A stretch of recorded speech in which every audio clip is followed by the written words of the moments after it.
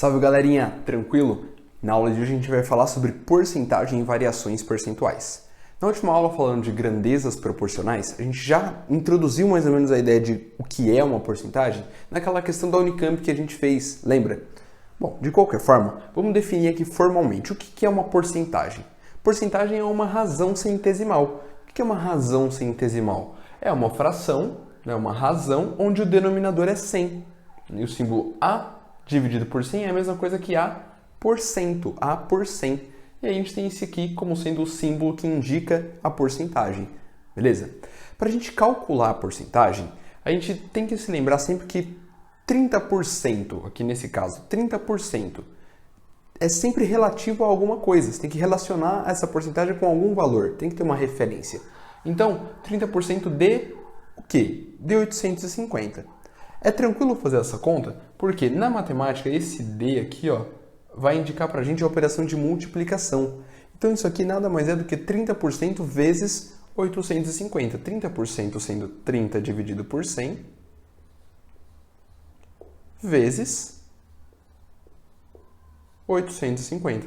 Esse é o resultado que a gente está procurando. E aí a gente faz algumas simplificações, Simplifica esses zeros aqui e esses dois zeros aqui. Sobra para a gente só o 3 vezes 85, que vai dar 255, certo? Então, 30% de 850 é 255. Ou, de uma outra forma, se a gente quiser ler também, 255 equivale a quantos por cento de 850? 30%. Vale o caminho de ida e vale o caminho de volta. E aí, eu vou te mostrar aqui embaixo um método prático para a gente reconhecer como que a gente faz o processo de volta também. Percebe que na nossa equação aqui, a gente tinha uma porcentagem de uma referência, dando para a gente um valor final aqui, tudo bem? Que é uma parte dos 850. Quando a gente quer calcular x% de algum valor total, que é a nossa referência, isso vai ser igual a uma parte, então. E olha só que legal que a gente pode fazer. O x% a gente já descobriu que pode escrever como dividido por 100. Então, isso aqui é x sobre 100. O D vira vezes, o T continua lá e o P continua aqui também. O que eu vou fazer aqui agora é uma associação para você enxergar o seguinte, Se a gente passar o T dividindo para o outro lado, você vai ter x dividido por 100 igual a P dividido por T. E olha só que interessante. Essa aqui é a ideia que a gente constrói de que a gente consegue resolver porcentagem usando regra de 3. X está para 100 da mesma forma que P está para T. É a parte pelo todo. A parte pelo todo, que é a nossa referência no caso da porcentagem, é o número 100. Beleza? Então isso aqui é um método prático para você associar. É só saber encaixar direitinho quem é a sua parte, quem é o seu todo e onde fica a sua porcentagem nesse algoritmo, nessa equação. Tudo bem? Bom, agora falando de variações, uma coisa que é muito importante a gente ter em mente aqui. Existe mais de um tipo de variação, certo? Então, olha só essa situação aqui inicial. Nós temos um VI, que a gente vai ver bastante agora nesse contexto de porcentagem, é o valor inicial, VF, valor final. A gente vai associar dessa forma, usar essa simbologia, tá? O valor inicial de R$400, ele vai ter um aumento, eu vou somar aqui 10% desse valor, beleza? Então a gente vai chegar lá no nosso valor final, certo? Como é que a gente pode descrever uma expressão para chegar no valor final? Bom, o valor final, ele vai ser o valor inicial, que é 400, mais 10%. E aí, como eu te disse, a porcentagem precisa de uma referência. É 10% do quê? 10% dos 400, que é o nosso valor inicial. Então, 10% de 400. Tudo bem? Bom, 10% de 400 não vai ser difícil calcular. Alguns aí já devem ter feito de cabeça, Já sabem o resultado. Mas eu vou colocar aqui, esse comecinho a gente faz mais passo a passo, Simplifica aqui esses dois zeros com esses dois zeros. 10 vezes 4 vai dar 40, Então você vai fazer 400 mais 40, o seu valor final é igual a 440. Certo? Bom, Agora, com relação aqui a esse segundo exemplo, a gente vai fazer na hora de falar da subtração. Eu quero que você preste atenção inicialmente no seguinte. Tínhamos o valor inicial, achamos o valor final, 440. Legal, primeira parte a gente já fez. Agora vamos entender os tipos de variação. Variação absoluta é de fato quanto variou entre o início e o fim, a sua situação inicial e a sua situação final. Então é só subtrair um do outro, valor final menos valor inicial. Aqui nesse caso, 440 menos 400 dá 40. Eu vou colocar aqui bonitinho, você vai ter 440 menos 400 igual a 40. Isso aqui normalmente é o que a gente chama de variação mesmo. A variação absoluta é a variação, só variação. Qual é a diferença entre o final e o inicial? Agora, quando a gente fala de variação relativa, é relativo ao quê? Relativo ao seu valor inicial, certo? Então, com relação ao valor inicial, como a gente faz essa comparação? Pega a variação absoluta e compara em forma de razão com o valor inicial. Ou seja, nesse nosso caso, seria 440 menos 400 dividido por 400. Isso vai dar pra gente 440 menos 400, nós já vimos aqui, 40 dividido por 400. E vamos resolver essa continha aqui agora, hein? Ó, simplifica esses zeros aqui. O 4 a gente também consegue simplificar, isso vira 1 sobre 10. Que é a mesma coisa que 0,1 ou 0,10. É a mesma coisa, tudo bem? Então, essa aqui é a nossa variação relativa, 0,10 ou 0,1, certo? Bom, agora olha que interessante. A variação relativa percentual nada mais é do que você pegar a variação relativa e transformar ela em porcentagem. Lembra que a gente falou sobre soma zero? Colocar e tirar a mesma coisa na nossa expressão para poder fatorar ela? Lembra que a gente falou que na equação a gente precisa manter um equilíbrio? Então a gente pode somar a mesma coisa dos dois lados? E no contexto das grandezas proporcionais, a gente podia multiplicar por 1, ou seja, multiplicar em cima e embaixo pelo mesmo valor? Bom, é exatamente o que significa multiplicar por 100%, não é? Porque 100% é 100 dividido por 100. 100 dividido por 100 dá 1.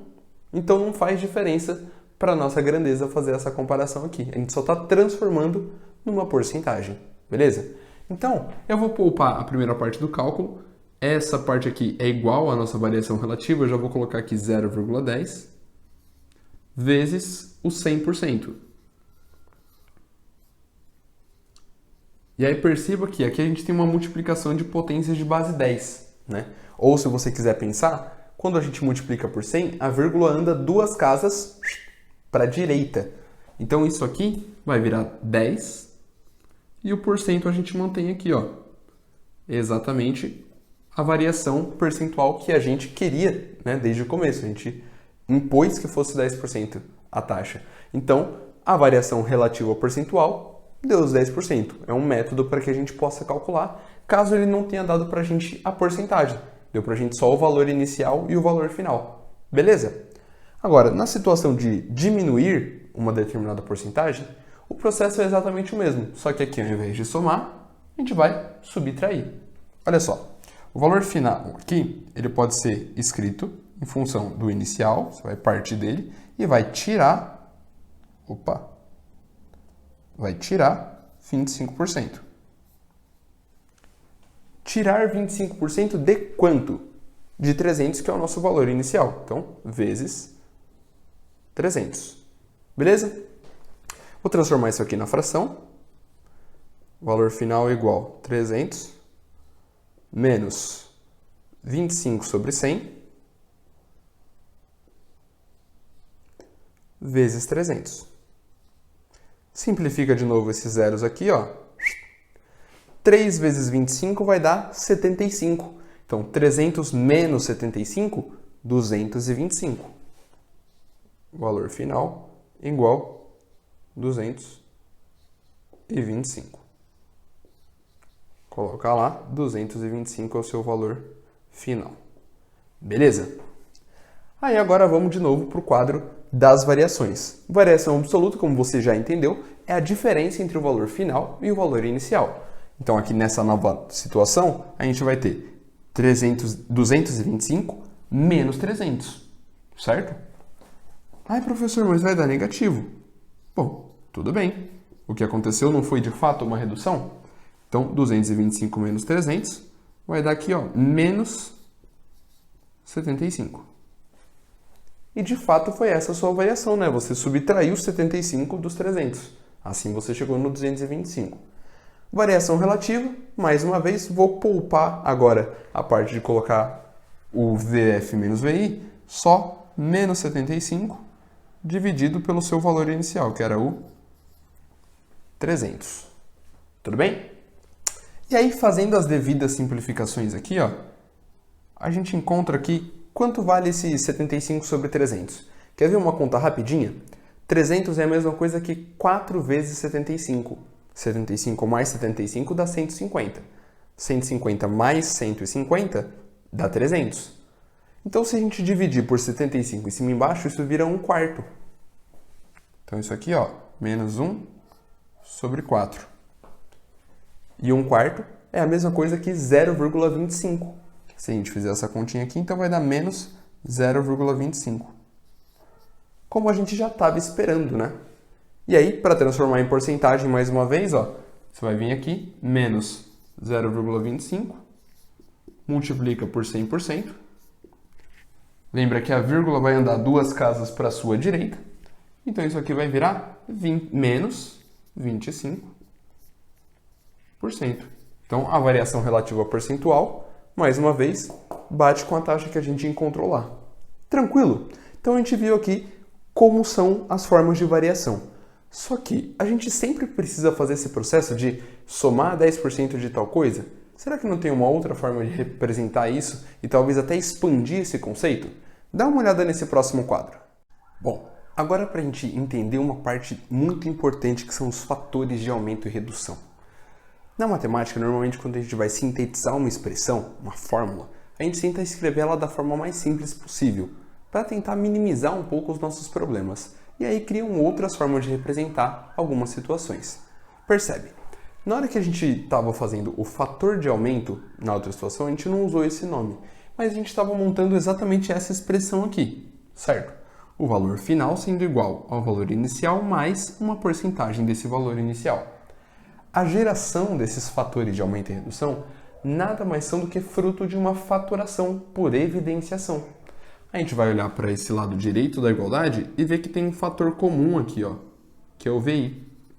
E eu já vou anotar até nos dois, ó, VI aqui e VI aqui também. Nos dois casos, a gente vai colocar esse VI em evidência e ver o que vai sobrar. Percebe só, quando a gente coloca o VI em evidência nessa primeira expressão, daqui vai sobrar 1, daqui vai sobrar mais P%. Daqui vai sobrar 1 menos P%. E aí lembra que a evidenciação, ela coloca um fator comum aqui do lado de fora do parênteses e lá dentro só fica o que sobra aqui depois que a gente divide por esse valor inicial. Tanto que o processo inverso é a distributiva, lembra? Faz a distributiva aqui, você volta para essa expressão anterior, certo? Bom, como é que a gente analisa isso daqui? Pensa que se você pega um valor inicial e multiplica por um número maior do que 1, aumenta. Se você multiplica por um número menor do que 1, diminui, não é? Percebe? 1 mais P%. Então, estou aumentando uma porcentagem. Fator de aumento. 1 menos P%. Estou diminuindo aqui, reduzindo, certo? Então, fator de redução. Beleza? Então, esses caras aqui, ó, são os nossos fatores, respectivamente, de aumento e de redução. Beleza? E como é que a gente vai enxergar isso de maneira mais prática, num exercício, por exemplo, numa situação cotidiana? Bom, pensa assim. Se você olha para um número que está sendo fator e quer saber se ele é de aumento ou de redução, basta analisar se ele é um número maior que 1 ou menor que 1.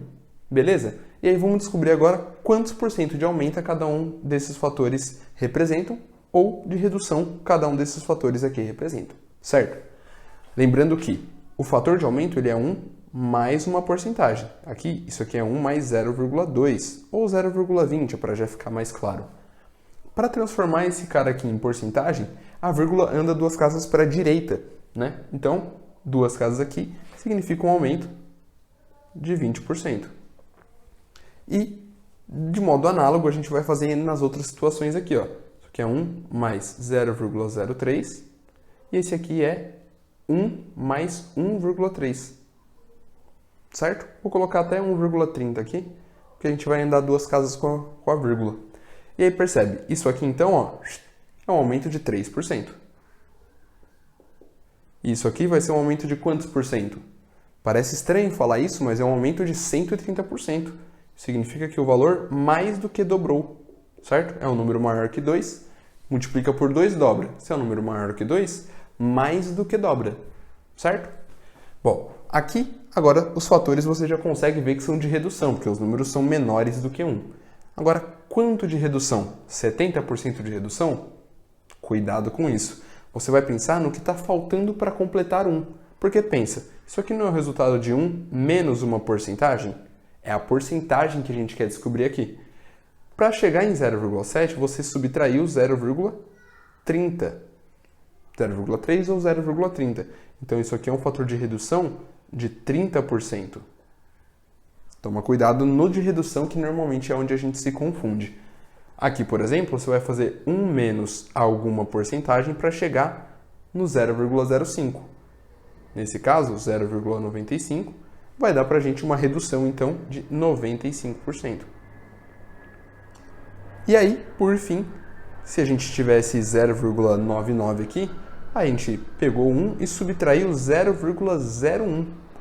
Ou seja, a gente só diminuiu 1% nesse caso aqui. Tranquilo, pessoal?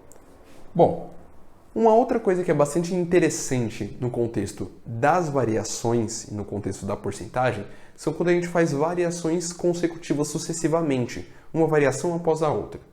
Pensa nessa situação. Eu sou dono de uma loja e aí tem um produto que está com uma procura bem grande e eu acho que eu posso lucrar um pouquinho mais se eu aumentar o preço. Eu vou lá e aumento o preço em 25%, certo?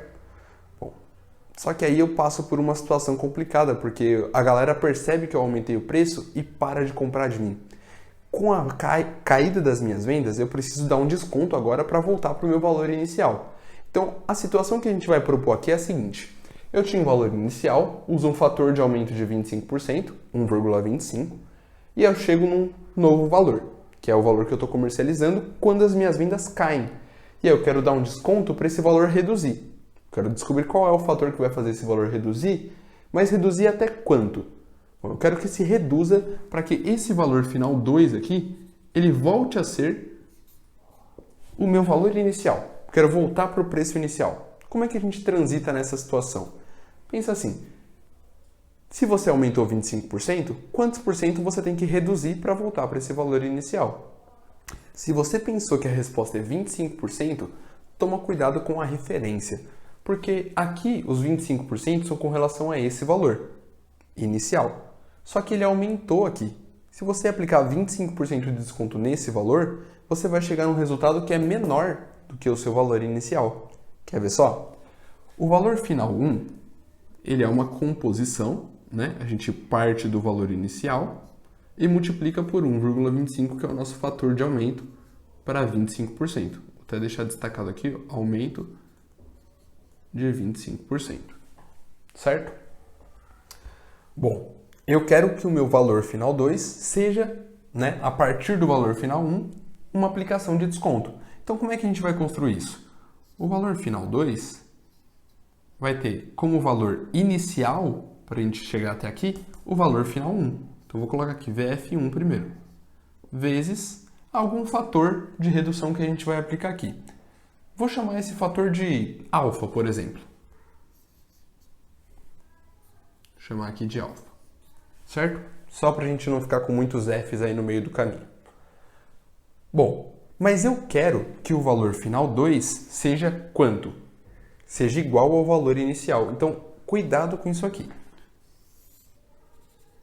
A gente vai fazer uma transição aqui, ó. O valor final 2, a gente quer que seja o valor inicial.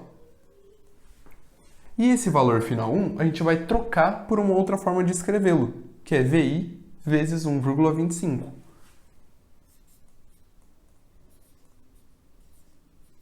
e lá no final tem o alfa. Tudo bem? Bom, aqui a gente vai trabalhar com uma equaçãozinha do primeiro grau. Apesar de parecer que tem duas incógnitas, o VI vai passar dividindo e vai simplificar. Então aqui, ó, simplificou, vai ficar 1 do lado de cá igual 1,25 vezes alfa. E quando você passar esse 1,25 dividindo, você vai encontrar que o seu alfa é igual a 0,8. 0,8 indica uma redução de quantos por cento? Pensa, quanto falta para isso aqui chegar em 1? 0,2, então é uma redução de 20% na verdade. Vou até apagar aqui, ó. 0,8, que é uma redução de 20%. Porque a nossa referência mudou, então dou um desconto menor. O que isso significa? Dá uma olhada com carinho para essa expressão aqui e essa expressão aqui. Você percebe que o valor final 2 ele é a mesma coisa que o valor inicial, vezes o primeiro fator, vezes o segundo fator? Quer dizer, então, que se a variação é sucessiva, você pode sintetizar ela dessa forma aqui que eu vou colocar no cantinho, ó. O valor final, ele vai ser, a partir do início da situação, a multiplicação por cada um dos fatores que você quiser colocar aqui para aumentar ou diminuir. Basta incluir eles multiplicando na frente do seu valor inicial. Tudo bem? Agora, existe uma situação específica que a gente vai conhecer daqui a pouquinho como juro composto, que é quando as variações sucessivas têm uma taxa constante. Pensa nessa situação. Eu estava meio apertado de grana e pedi R$300 emprestado para um amigo meu. Aí ele me emprestou, mas aí ele falou assim, ó, eu vou te emprestar, mas eu vou cobrar uma taxinha de juros de 3,5% ao ano. Percebe? Ao ano. Esse A aqui pode aparecer em algum enunciado como ao ano. A M seria ao mês. A D poderia ser ao dia. Então, toma cuidado aí e prestar atenção em como essa taxa é apresentada para a gente, tá? E o período que eu tenho para pagar isso é um período de 4 anos, certo? Então, o que a gente faz aqui para eu descobrir quanto eu vou pagar para ele ao todo? Né? Quanto vai dar o valor final que ele vai estar recebendo, quanto ele vai lucrar com isso, né? Para a gente encontrar esse parâmetro, a gente percebe que o valor final, como a gente já bem viu, é o valor inicial, vezes o fator de aumento, vezes o fator de aumento de novo, porque o aumento é o mesmo, é 3,5%. 4 vezes. Percebe? Professor, ficou complicado. Olha só então. Se a gente fizer direto com os valores que a gente quer encontrar. O valor inicial é 300. A gente vai aplicar um aumento de 3,5% sucessivamente. Quanto que é um aumento de 3,5%? Bom, é 1 mais 3,5%. Só que isso vai acontecer 4 vezes. 1 mais 3,5%. 1 mais 3,5%. 1 mais 3,5%. Certo? 4 vezes. Isso é o que vai dar a diferença, vai dar o nosso valor final. Só que percebe só, quando você tem a mesma coisa multiplicando várias vezes, você pode transformar isso numa potência, não é? Isso não é a mesma coisa que esse fator elevado à quarta, que é justamente o nosso período? Já entendeu onde a gente vai chegar. Mas vamos com calma, ó. O valor final, então, ele vai ficar 300 vezes o 3,5% é a mesma coisa que 0,035, certo? Fica assim, ó. Que a vírgula anda 2 casas para a esquerda agora para a gente transformar em número decimal, né? Então, 0,035. Então, sim, podem aparecer 3 casas aqui. E eu já vou colocar aqui elevado à quarta. Tudo bem? A gente pode resolver essa expressão aqui e encontrar que esse valor vai ser igual a 344,25. Então, o valor final é igual a 344,25. Até que ele não cobrou tão caro de mim, certo? R$ 44,25. Tudo bem, aceitei a proposta dele. Mas onde a gente quer chegar com isso daqui? Percebe essa composição aqui? É o que gera a nossa fórmula conhecida como a fórmula dos juros compostos, que eu vou escrever aqui nesse quadrinho. Os juros compostos, que são a base de cálculo para a gente encontrar, por exemplo, quanto a gente vai pagar num financiamento, na compra de um carro, na compra de uma casa, coisas assim, juros de cartão de crédito e coisas dessa linha, é tudo baseado em juros compostos, certo? E o juro composto funciona da seguinte forma: o valor final ele é encontrado a partir do valor inicial vezes 1 mais a porcentagem que você está aumentando elevado ao período de tempo, porque a gente só vai colocar esse mesmo fator multiplicando várias vezes na frente. Tudo bem? Então, essa aqui é a expressão que gera os juros compostos. Ah, professor, e se for um cálculo de depreciação, né, que está caindo o valor sucessivamente com a mesma taxa? Bom, aí ao invés de mais, você coloca menos aqui nessa expressão. Faz sentido? A nossa aula de hoje ela se encerra por aqui. E na próxima aula a gente vai abordar exercícios envolvendo porcentagem. Falar de lucro, falar de prejuízo e assim por diante. Tranquilo? Não se esqueçam de assistir outras aulas por aí, procura na internet, lista de exercício e vamos praticar para desenvolver cada vez melhor as nossas habilidades. Beleza?